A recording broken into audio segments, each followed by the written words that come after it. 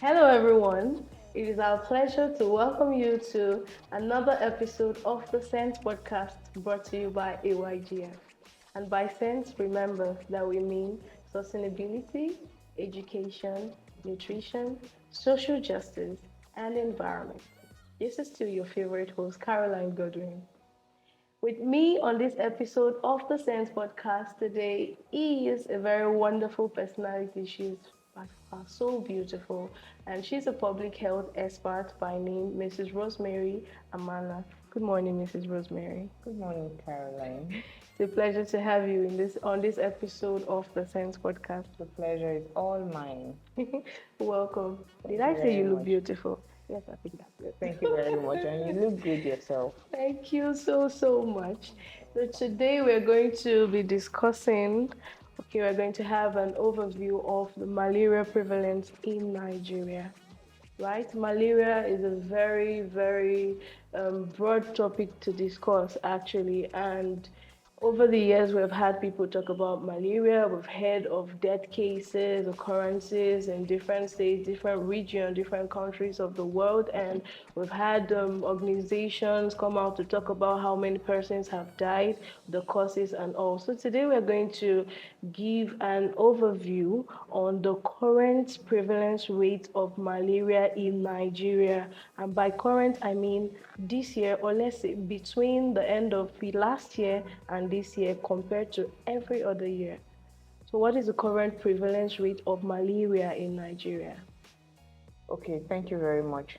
So before we go into the prevalence rate, let's say what is malaria? True. Yeah. So it's a disease that is caused by Plasmodium falciparum, as we call it in our Please, world. could you repeat that again? Plasmodium falciparum. Thank you. Yes, that's what we call it in our world, but you just call it mosquito bites. It's fine. So malaria is caused by mosquitoes, as we all know, the female Anopheles mosquito. And the Nigeria accounts for 26.8%, that is almost 27% of the global malaria cases. That's a lot. That's a whole lot. And in Africa, Nigeria accounts for 94% of malaria cases in Africa. I didn't know that. Yeah, and 95% of malaria deaths in Africa. That's a lot. So Nigeria has a high burden of malaria as it stands. From pre-COVID year down to 2022, there was a decline in malaria. However, from 2022 to 2023, there was an increase. Okay. As it stands now, about 5.3 million cases increase in malaria after the last data that was collected. Wow. That's what we have so far. So malaria is actually a burden in Nigeria for now. That's a lot of data, malaria in Nigeria and abroad. And what would you think, or what would you say environmental factor is in regards to this? How does environmental factor affect malaria? You just spoke about the pre-COVID year. From the pre-COVID year till early last year, there was a decline. But then we witnessed a high level of flooding in 2022. Yes. And well, I was thinking that year would have had a higher rate. But to hear that there has been a decline, and then towards the end of last year and this year, there's been an increase. How has environmental factor contributed to this increase in malaria prevalence rate? Can you please give us? So we know that the mosquitoes that are responsible for malaria thrive in stagnant water, dirty places, and all of that. So just like you pointed out, the flooding case, it's a very big factor contributing to the increase in malaria cases. This year, last year, as it stands. So places that have stagnant water, places that have water, places that are hot, humid environments. And that's why northern part of Nigeria, the northeastern part of Nigeria specifically, has higher rates of malaria than other parts of the country. It's not like the malaria is not in other parts of the country. In short, it exists everywhere all year round. But the northeastern and northern part of Nigeria records higher rates because of the environmental factor that you just mentioned. Okay. The humid nature of the environment contributes a lot, and then the dirt in that area also is a factor. Gutters, dirty water, and all of that is also responsible for the higher rate of malaria in these places. Can you speak about specific states, regions? Okay, you just mentioned the northern side, states yes. and When all. you go to places Maybe you like can give us example of some states where the malaria has been really prevalent. If possible, let's speak about death cases and all of that. so when you go to the northern part of the country, you have states like Taraba, states like Borno, experiencing high malaria prevalence. You have places like Benue, places like Kogi, because of their of the high water atmosphere, if I'll call it that, but enough water in the environment is responsible for the high prevalence of malaria in these places. Okay. Yes. And most of these places are not even well taken care of. You go around, you see dirt everywhere, so I can actually understand. Yes. So these are places that you find malaria, mosquito breeding. In fact, interestingly, I had a colleague in school who specialized in picking mosquitoes from such places where I school. He gathers mosquitoes and check which is female anopheles, which is male anopheles, which is like he separates them and works on them. This is actually a very interesting topic because I've heard people say that when it has to do with malaria transmission and all of that, it is the female mosquito. What did you call it again? Female the female anopheles. Yes. They say it is the female. But why is that? You would want to believe that the male will be stronger. So why is it the female that is transmitting it? So interestingly, the female anopheles feeds on blood, and the male feeds on flowers. Wow. Nectar from the flower. Yes. So the female needs the blood to carry out her own its own. Did I say her? It's a female, so I think you can say her. Yeah. So her own reproductive processes. Wow. She needs the blood of humans to do that, or blood. Could be human, could be animal, but blood. They live inside the house. The males live outside. They don't have problem.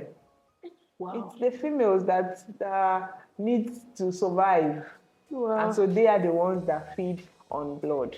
And that's why by the time they are taking blood from you, they're giving you something in return. And that's malaria. So this is actually true. You know, the whole time I actually thought it was a joke. It was one thing you just formulated. But then to get to hear today that the male even feed on flowers. I only thought it was butterflies that feed on flowers and all of that.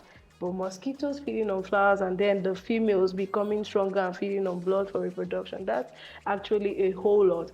It is amazing to actually find out that the female mosquito or the female gender of mosquito is actually stronger than the male. And then there's this other question that has been on the lips of a lot of persons, the issue of genotype in mosquito, malaria scenarios and all that. They say, I am AA, I cannot be sick, I am AS. I don't even know which one is right. I am AS falls sick more, AA falls. So can you please give us... So interestingly, this has always come up in arguments. Like, because I'm AA, I'm strong. Yes, but you're very prone to malaria. Now, this is it. Somebody with an AS genotype has an A and an S. An S is a sickle. That means the person's cells did not finish sickling. That's why they are not SS, right? Okay. Now, because they have the tendency to be SS, their immune system doubles activities. Okay. Now, where you have an immune system that is working, it's just like in a football game where you have 11 players and the red card is given to one person and there are 10. Those 10 people begin to play like 20 people. Yeah, they have to double. They double their effort, yes. So because of that S that you have there, the blood cells double their efforts in working. Okay. So this makes effect of malaria mild on AS genotype. But the AA genotype, they are comfortable in their skin. They don't have any S. Nothing affects us, you know. But when malaria hits, it hits hard. So it is easy to bring down an AA person with malaria than it is to bring down an AS person with malaria.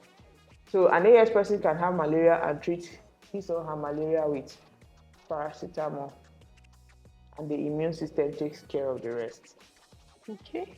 It's actually really amazing to have this insight because I hear them say, "Oh, this is my season." I'm sorry, I had to speak the language of the street, but you just hear somebody say, "Oh, now my season be this." So when it's raining like this, anything can happen. I'm falling sick. That's an AF person speaking. They practically take malaria drugs monthly. Wow. Yeah, that's because their system has no restriction, no immunity, nothing fights for them.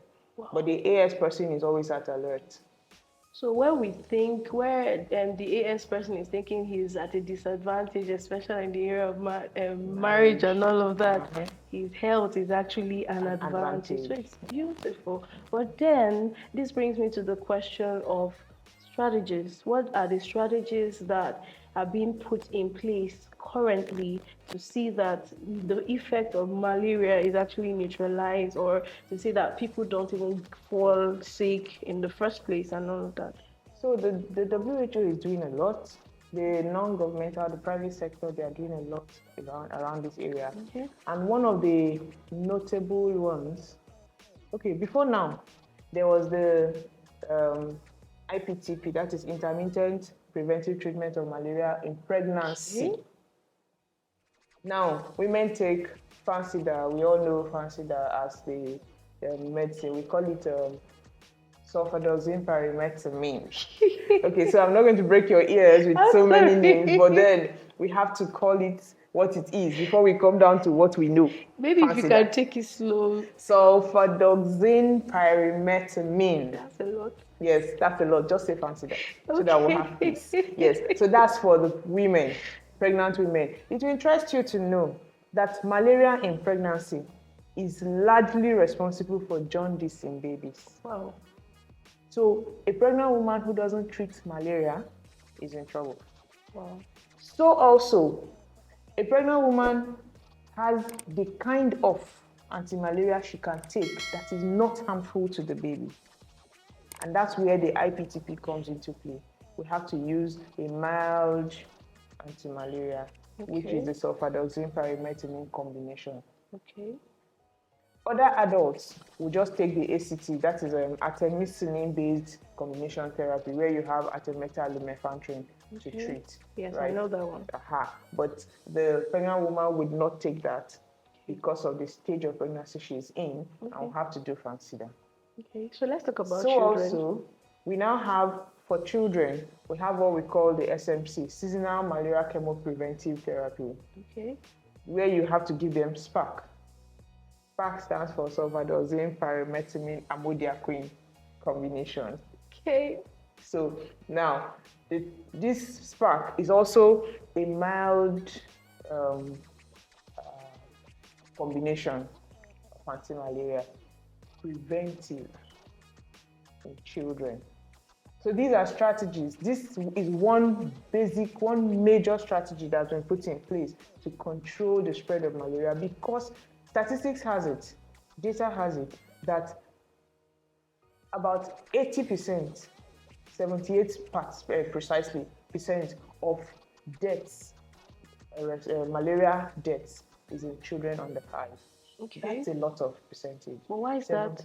That's because they have lower immunity. They have not built immunity against mosquito. We've been in this world long enough to survive mosquito and know how to slap a mosquito from our wrist. Yeah, true. But the child has not been there long enough to know that. True. So they are more prone to malaria. And so since that's the case, we have to find a way to treat them better. And that's why this SPAC was introduced. That's the SMC, the seasonal malaria chemoprevention in children. We call it IPTI. intermittent preventive treatment of malaria in infants. So you have that for children. So that is one major strategy that has been put in place to prevent malaria. Okay. Yes. And then also, we've talked about for the women, where you have them use the SP Fancida. Okay, so let's talk about individual strategies.